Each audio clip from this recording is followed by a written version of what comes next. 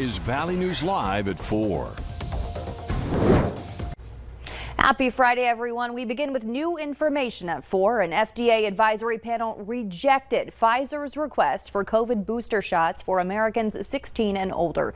The decision came late this afternoon. We go to Natalie Brand at the White House with the latest.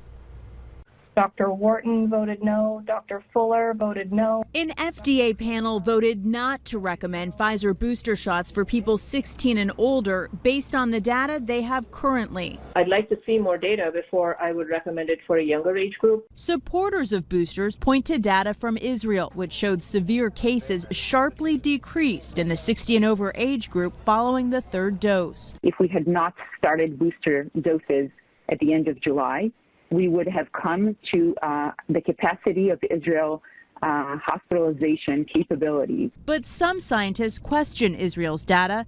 There's also disagreement on whether the general population needs boosters or whether it's more important to concentrate on the unvaccinated before giving third shots. Before the FDA advisory meeting, the Biden administration had already begun preparations to roll out booster shots as early as next week. Supply is in good shape for all Americans to get boosters as recommended. Just this week, a group of scientists, including 2 outgoing FDA regulators, wrote an article published in the LANCET stating although the benefits of primary COVID-19 vaccination clearly outweigh the risks, widespread boosting should be undertaken only if there is clear evidence that it is appropriate. It is not known whether there will be an increased risk of myocarditis, pericarditis, or other adverse reactions. As the pandemic rages on, a new exhibit opened on the National Mall of more than 600,000 white flags representing those in the U.S. who have died from COVID-19.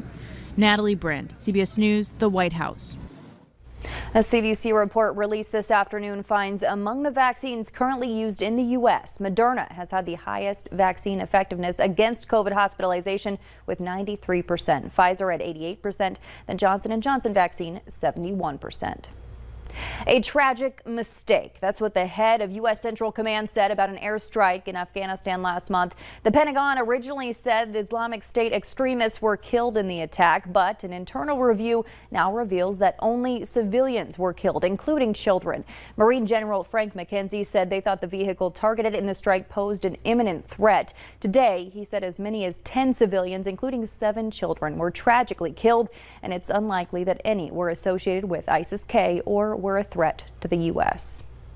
The North Dakota Department of Human Services announced today that North Dakota will receive 49 legal and fully vetted Afghan evacuees starting later this month. That's through the Afghan Placement and Assistance Program. The majority of the 49 evacuees will resettle in Fargo. They're part of the 37,000 evacuees who will be resettled across the U.S. Before arriving, they must complete a rigorous vetting process that includes FBI fingerprint-based background checks and other security screenings. They will also receive health and medical screenings, a COVID-19 vaccination, and authorization to work. DHS Executive Director Chris Jones says resettlement provides a life-saving solution for some of the most vulnerable people in the world, and it can also benefit the state. North Dakota has resettled 115 Afghan refugees over the past 20 years. To learn more about North Dakota refugee resettlement and support services, click on this story at valleynewslive.com. Now here's Hutch with a first look at your forecast. Hutch? Happy Friday, Stacy, and good evening, everyone. As we head into the close of our work week tonight, if you have outdoor plans, it's going to be a little on the breezy side, just a few high clouds out there as we view our home of economy Skycam in the Devil's Lake area. Temperatures right now cool, where you see the greens, even some 50s up in southern Canada, but otherwise mid 60s, low 60s through Bemidji, and where you see the oranges, including near the FM area, we're kissing 70 degrees. So a cool one out there, but seasonably cool at that. We do have some winds gusting at times over 20 miles per hour. It's not too terribly windy, and our wind has been either from the west or northwest across the region today. That's kind of reinforcing the cool that you feel in the air. So through sunset tonight, we'll stay in the 60s and mild, and then after that, it cools off fairly rapidly. We'll have some passing high clouds, but make note of those wind speeds tapering off pretty nicely as we head through your evening. Now, the west-northwest winds overnight, notice that, also become southerly, and that means good things for temperatures this weekend. I'll have details on that and a chance of some significant rain in the forecast here in a moment. All right, thanks, Hutch. A 4-year-old girl has died after a tree branch fell on her tent early this morning at a campsite in Mankato. Thousands of people are still without power in the Twin Cities metro area after some serious storm damage overnight.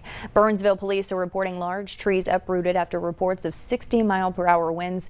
2 Sun Country airplanes at the Minneapolis International Airport crashed into the jet bridges. 2 people are arrested after speeding and then trying to drive away from North Dakota State Patrol troopers this morning. Devin Wynn and Cheyenne Seminole are facing several charges. Around 8:20 this morning, they pulled Wynn over for speeding on Highway 2 near Amaretto.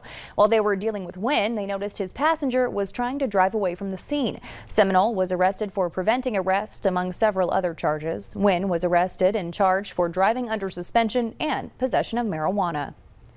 Fargo police are looking for a man who allegedly exposed himself to a girl walking home from school earlier this week. Police say that happened Wednesday afternoon on 44th Avenue South, just a few blocks east of Osgood Elementary and a couple blocks west of Kennedy Elementary School.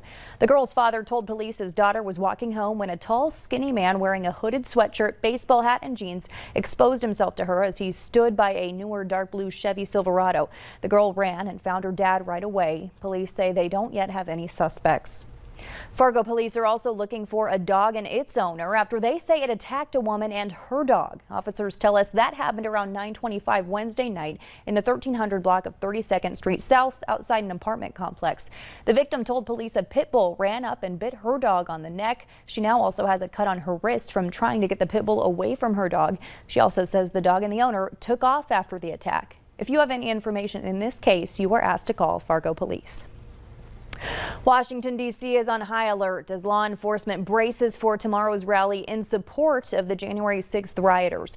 Members of the National Guard are on standby as the Department of Homeland Security warns of a small number of recent online threats of violence connected to the rally. Social media users also discussed storming the Capitol the night before the rally. U.S. Capitol Police say they're most concerned about the potential of clashes between protesters and counter-protesters. We have a strong plan in place to ensure that it remains peaceful and that if violence does occur, that we can stop it as quickly as possible. We're not going to tolerate violence, and we will not tolerate criminal behavior of any kind.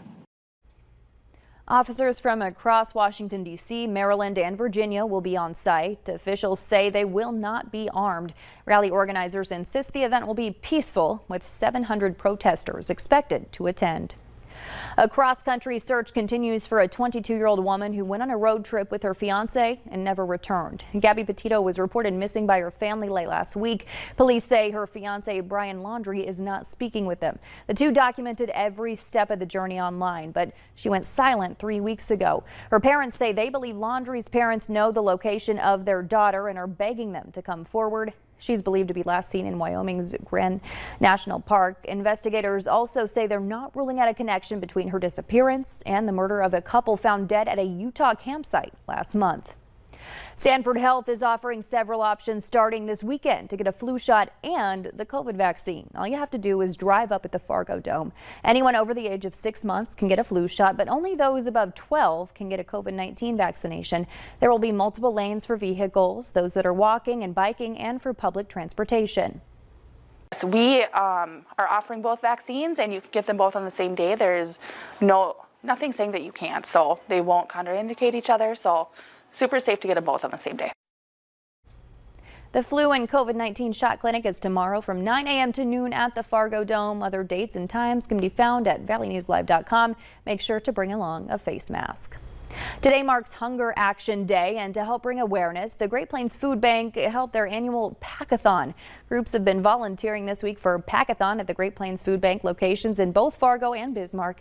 They say it feels good to give back, especially when more people are utilizing the food bank to make ends meet and to stay fed.